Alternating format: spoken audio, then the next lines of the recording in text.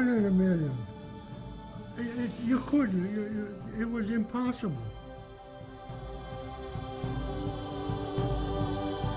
I was right out of high school in 1942, February 42. I was 18 years old. I went down and signed up for the draft, and it was about a year later, I was called up into service. And so it was 1943 to 1946 that I served in the military. When I first got into the service, we were stationed down at Fort Leonard Wood, Missouri. We got part of our basic training there, and then advanced basic training, we were shipped to Campadera, Oregon, where we got more infantry training. After the training there, I thought for sure, being on the West Coast, we'd be shipped to Japan, to fight in Japan. But as it was, we were shipped to the East Coast, to Boston, Massachusetts. And from there, we went on to England. When we boarded the Queen Mary, I said, boy, look at this. We're going to be right out here in a nice deck, the sunlight and everything. But not so. In the Mary, there was a flight of steps going right down to the hold of the ship. And my platoon was put in the bow. And that's where we stayed till we crossed. They'd leave us up for 1 hour, up on deck for fresh air, and have our meals, and then right back, the MPs would make sure we went back. The MPs would take us right down to the spot we were. And then when we crossed the ocean, like I say, we hit England. And we were stationed at a camp in England. I don't remember the name, but we were stationed there in England. From England, we were stationed down in Normandy. And we got our orders to join the fighting, and we crossed the English Channel, and I thought we'd go to northern France. But as it was on the Queen Mary, it was a luxury ship. The passengers were, paying passengers were on the decks, top decks, and your military was all down in the bottom of the hold of the ship, where the water, you could feel the cold water up against the steel. So we sailed around France, northern France, through the Straits of Gibraltar. Africa was on one side in France, and we docked at Marseille. And the orders was to board trucks, and we were shipped up to a city called Bastogne, Belgium, and that was known as the Battle of the Bulge.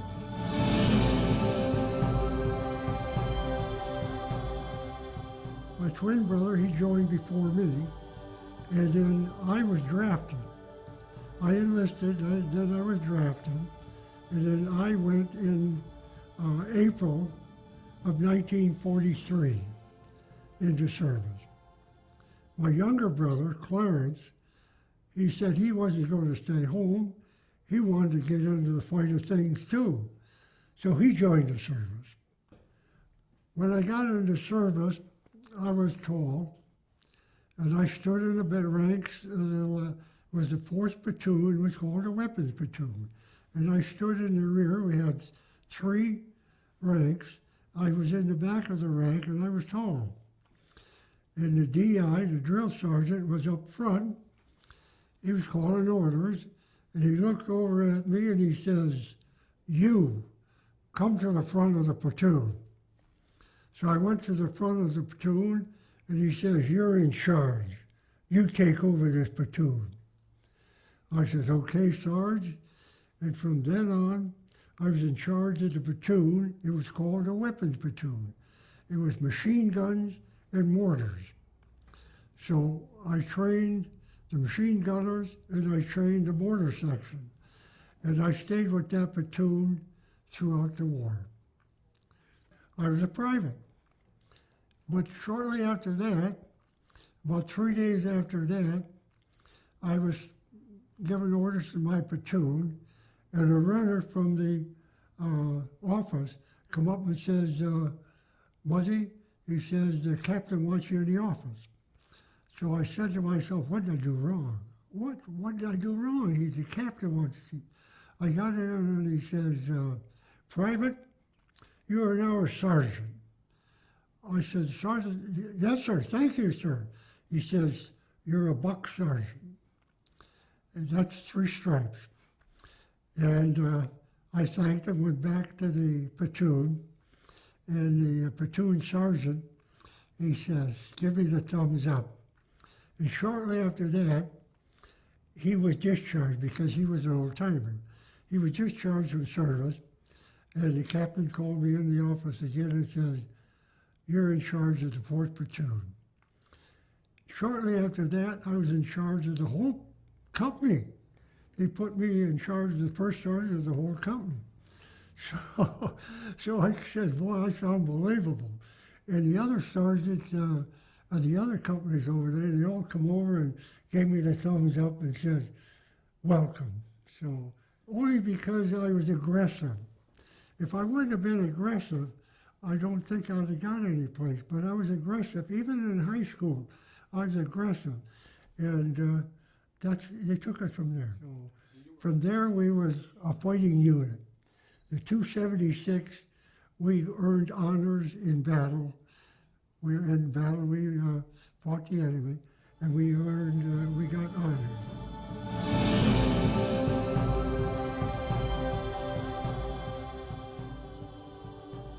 When they docked the ship, we got off the ship, and we took trucks to a camp. There was a camp there, and in the camp there, we took more battle training from seasoned soldiers who were in battle. They weren't probably in France, but they were from the European theater. And they gave us what to do in battle and how to react in battle. Says, you're going to be frightened. He said, because they're going to be shooting at you.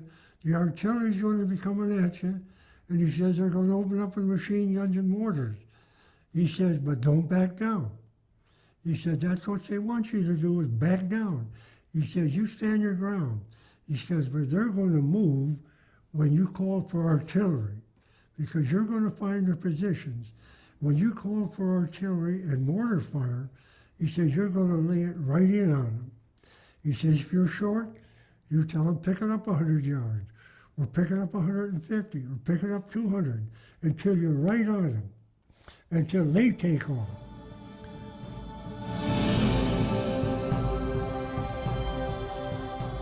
And before they told us we were going to be into battle, so he's on the English Channel, and I was looking across with the first wave hit the beach. That was the paratroopers. The paratrooper ship came flying over, and the paratroopers all bailed out, and then they took their positions inland. And when the all clear sign came, I thought we was going to hit Normandy, the beaches. But as it was, we boarded the ocean liner and sailed out the Indian Channel, down the Atlantic Ocean, down through the Straits of Gibraltar, into Marseille, France. That's a port. Wow. And from there, we were transported by vehicle up to the Battle of the Bulge. And before I got to the Battle of the Bulge, I had to report to a company. When I report to the company, the captain says, now you take this Jeep, Sergeant, and he says, here's the directions I want you to take. So I followed the directions. When I got there, there was a Jeep parked at the crossroad. And I wondered, what's this guy doing here? So I pulled up alongside of this guy, and who it is? General Patton. General Patton. He was stern. He looked straight ahead, you know. And I went up and I saluted him. He saluted me back. And I said, General, where's Bastogne? Straight ahead, Sergeant. So I got up there, and there was a general, a couple of colonels, and a captain and a lieutenant. When I got up there, I says to him, what's my orders? He says, see those men down there? Dressed in white, because there was snow on the ground, about 3 feet of snow. It was in January. And he says, see those men walking down there? He says, they're all Germans with white on. And he says, here are our khakis. He says, when you see them, lay fire on them. Okay, I said, I'll do that. And I seen a crowd of German soldiers skirting the edge of the woods. So I called in on mortar fire. And they laid the mortar fire down, but it was short. And I pick it up 100, pick it up 200. Lay it on them, you got them, let it go. And all the hell broke loose, cannons and machine guns, everything broke loose on them. And we got them, we captured them. And myself alone, I went down there, and I seen these Germans down there, and I pointed my pistol, just a pistol, and pointed at them, and they took off they wore a soft cap, their steel helmet, took off their steel helmets, threw them on the ground, reached in their pocket, and put their soft cap on. When they put their soft caps on, that was surrender. Threw their rifles away, their weapons away, and they come marching up to me. And they were laughing. They were laughing. One guy stuck out his hand to shake his hand. I shook his hand. That's how happy they were to see us. I don't know why, but they were probably fed up with war. And when we I captured them, they were just as happy as I couldn't believe it. I took them to a billet after we captured them. We had houses there, farmhouses, and I took the group that I had to the farmhouse, and I had the company bring up a truckload of food. It was in canisters, you know. So they brought up a truckload of food, and I pointed to the Germans, give them a mess kit and fill the mess kits for them, and boy, they thanked me. They were going saluting old hell and shaking hands, and they were just as happy as could be. They wanted to give up. They wanted to quit. They were fed up of Hitler and his gang. So they wanted to quit. But like I say, the ones that were the fighters were the SS. They were the fighters. They wouldn't give up. You had to put them to sleep. And so the war came to an end. We went up to Bastogne, and that's where another story where I met my brothers. After we landed in Marseille, France, they told us that our company, and our division, the 276 Infantry Regiment, we were going to move up to Belgium, a place called Bastogne. That's where the Battle of the Bulge was taking place. That's where the Germans broke through with their tanks. They came through with the biggest tanks I've ever seen. When they got there, they parked their tanks. We got up there, and I was in a Jeep. I had a Jeep, and I come driving up, and I'm looking ahead, and there, before that, like I said, I met General Patton, and I asked him, where is the battle going on? He says, straight ahead, Sergeant. So as I'm driving up, I'm looking ahead, and I could see the tanks. And sitting on top of a tank on the machine gun was my twin brother. I couldn't believe it. He was sitting up there, and I pulled up, and I said, hey, Mel, it's milk. And so I got up on the tank with him, and I looked further down, and here comes my younger brother. He's running along the path. I hollered out to him, and he come up on the tank. He sat up on the tank, And it was impossible to meet them, and there they were. They couldn't believe either. Couldn't believe it. It would be impossible, a miracle, to meet somebody like that, but I did. On the battlefield. On the battlefield. My twin brother, my younger brother, and myself, we all came home safely. We were all wounded, but we all came home safely with all our parts. We weren't damaged that much, but we were wounded. But we all come home healthy. The Army took care of us very good. And we fired a few rounds and dispersed what Germans were there. Like I say, they came up with the biggest tanks I seen, and they gave up. They just quit. They got out of their tanks, and that was the end of it. They took off their steel helmets, put their soft hats on, and quit. Parked their tanks, and they were captured. Didn't have to capture them at all. They just gave up. What year was that, was it? That was in I was out there in 1943. It was in 1943. And they just gave up. They were happy to give up. I guess they were just sick of war, you know, because they were at war for quite a while, and they were sick of it, and they just gave up.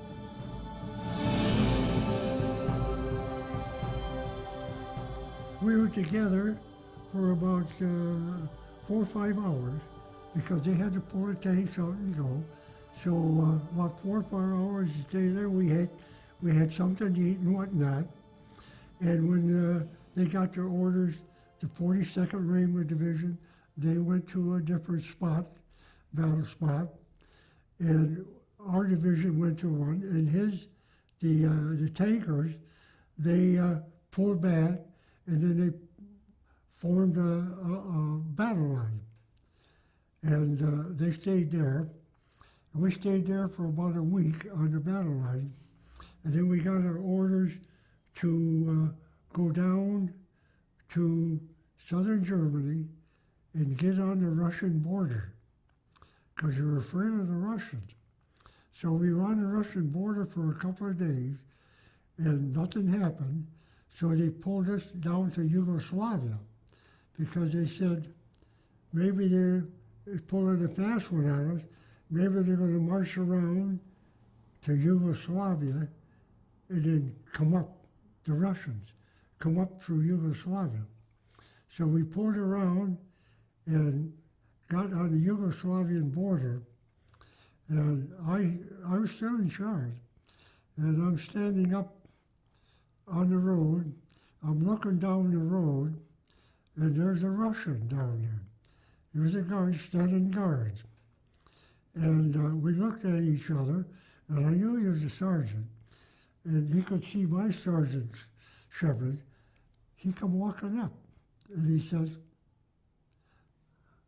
so we met. And he pointed, because they liked the shirt with the buttons down the front. And I had a shirt with the buttons down the front. So he pointed my shirt and his shirt, and I said, so I took off my shirt, because what they do, they sew up the buttons, just leave 3 buttons. The rest is, because they wear them long, see, they pull them out. They don't tuck them in, they wear them long. So we traded, so him and I become real buddies. So you guys traded shirts? I traded him shirts. He gave me his shirt, I gave him my shirt. And from then on, just him and I, but the Russian officers, no fraternizing with my men. But we sneak together and we'd meet, him and I. So what he says, when you see the hat, don't come by, because the Russian officer will jump on us. So him and I, we spent quite a bit of time together. And he could speak English, which was marvelous. He could speak English.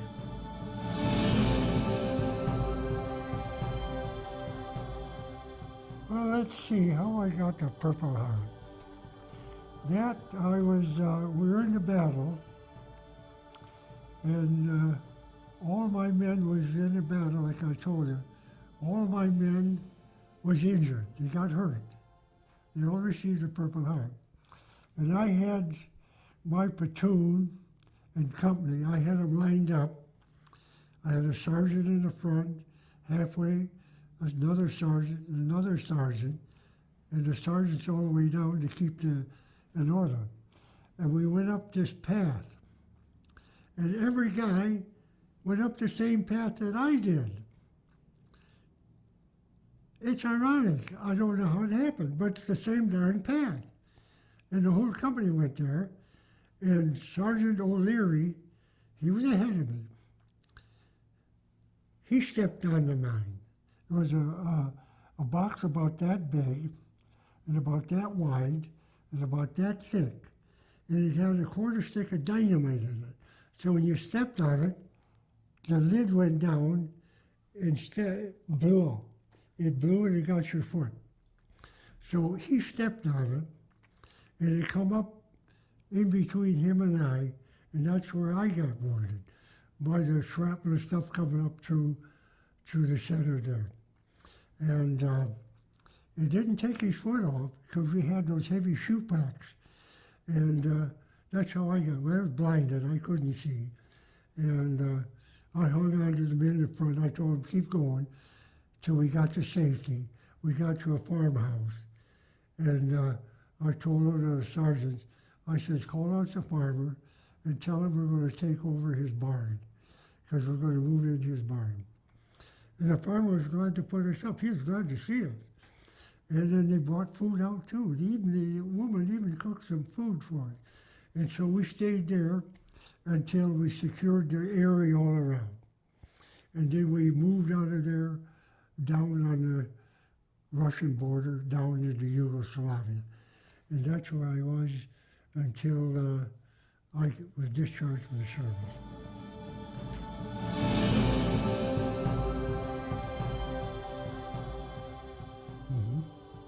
In a sense, you almost bought it. Oh, yes. Was there any other times when you thought, man, I came close? There was a lot of times that, because the enemy was thick, and wherever they went, they had machine guns. They threw the rifles away and they keep their machine guns. And those machine guns fired 1,250 rounds a minute. Zip! Like a zipper. Zip! And there was a whole belt, 1,250 rounds you could fire in a minute. Where ours fired 650 rounds a minute.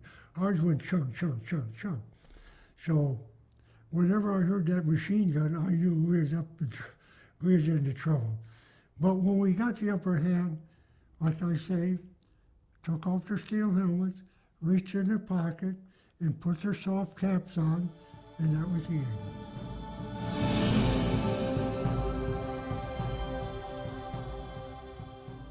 Mosey, were any of your men in your platoon, were any of them killed? No. As luck was have it, everyone was wounded. In some way or another, everyone received a Purple Heart. But not one was killed. There was a lot of men killed, but in my platoon, none of them were killed. They were wounded, but not killed. Because I watched them. I said, this is where we're going to be for the best positions. I said, because other positions, we're going to receive a lot of flak, a lot of mortar fire. So we're going to stay out of that mortar fire, but still get on the enemy, and we're going to stay away from that mortar fire. Because the mortar fire was dangerous.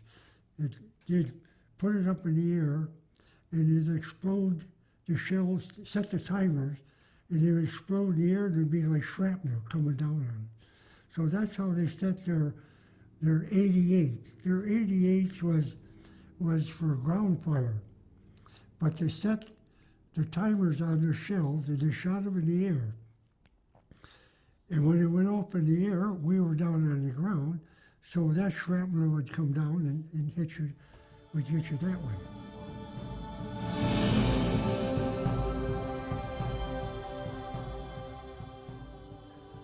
No, not exactly, because there was a lot of space, a lot of battles, and I was surprised.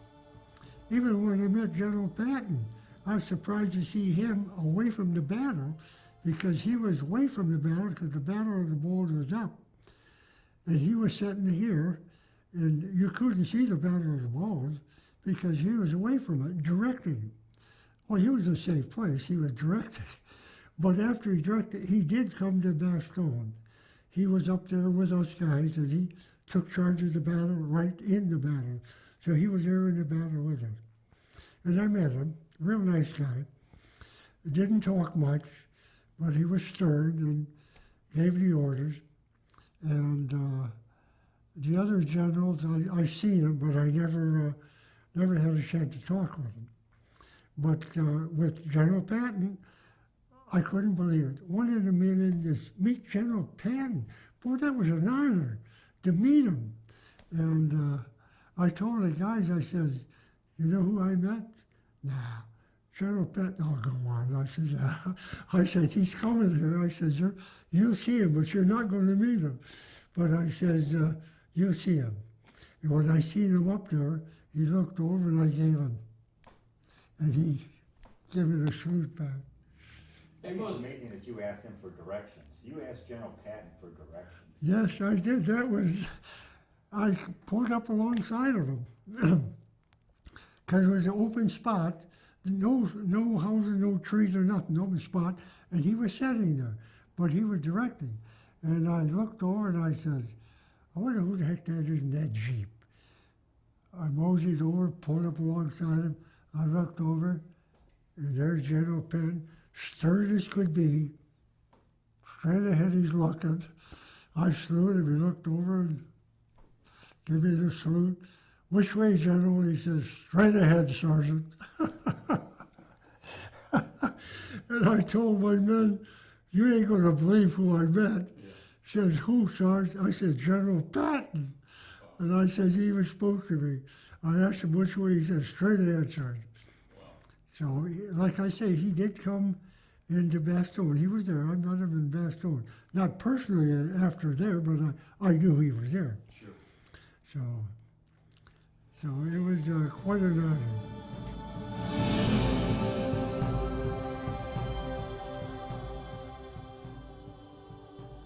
So what happened to me? Well, when I was in service, I got out of service, and I went back to my high school, and I seen the principal, the assistant principal, and they says, we heard about you, and he says, congratulations, you're back home, you're safe, and he says, do you want a job? I says, yes, sir. I says, I'd like a job. He says, well, I got a good job for you. He said, I got you working down at the shipyards, because they were still building ships. And he says, I'll give you a note. And he says, I want you to see this foreman there, and he's going to put you to work. There's no ifs and ands about it. He's going to push you to work. So I went to the shipyard, I went in, and I said, I got a letter for this gentleman here. He says, you'll find him out in the yard. So I walked out in the yard, and I asked a couple of the men standing there, and I says, do you know this gentleman? He says, yeah, he's standing right there. So I walked over, he opened up the letter, and he read it, and he says, I got to push you to work right now. So, so the big freighter was there, and he says, you'll take the crane, you'll bring up on a platform, it'll be on a rudder. And he says, what you'll be doing will be tightening up the bolts that holds the rudder in place. So the rudder set down, then at the top you had these big bolts that turned the rudder. So my job, because I was big, strong, and healthy, was that sledgehammer. One guy held the wrench while I tightened them bolts down. And when you tighten them down, you could feel when you hit them, they weren't going any further. They were dead. They were froze right there. So that was my job.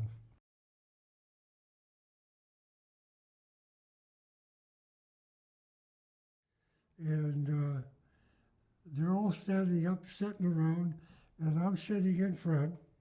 And the guy in back of me, he's got his 45. He got it pointed at the back of my head. They were a bunch of jokers. That's how we got along. Got along, and I knew my men so good. That's the way we operated. When I says this is the way it's going to be, they right away they're right there. No ifs, ands, and buts. Right away they're right there. It was good. You been married for that? We've been married for almost 66 years. Yeah, we have been. Yeah. Yeah, And we had a good time. No squabbles. right. You had a No, good nothing. marriage.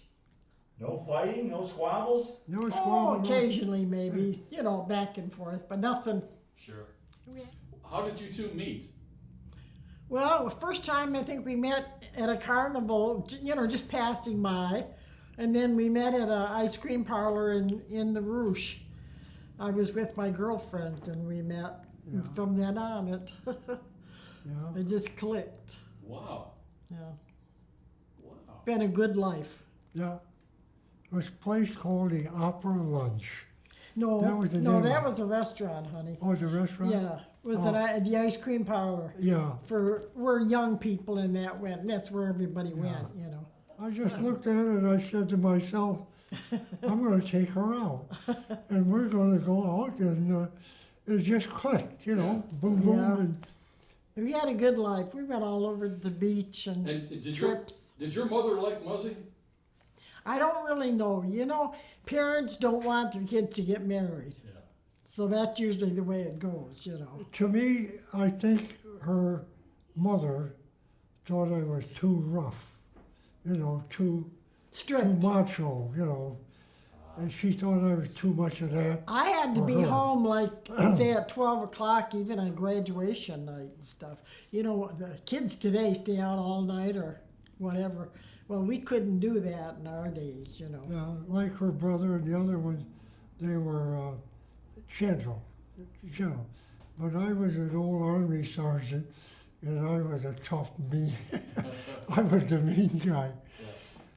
Not really though, Muzzy. No. No, That was just the it was surface. just the surface. Yeah. It was the what I portrayed. Right. You were And no, on you the were inside, soft I underneath. wasn't. Yeah. Yeah, But he's easygoing, usually. yeah. I portrayed. I had to look at a guy and let him know that I was the boss. But on the inside, I'd give him whatever he wanted, But you do what I want you to do, and Sure. that was my sergeant deal, What's your advice? Oh, gosh. Just get along good with each other. Don't fight. That's so silly. I said, you might have a little argument or something, which everybody does, but it's so easy to get along with people, I don't know, we had no serious problems. So Muzzy respects you and you respect him. right. Yeah.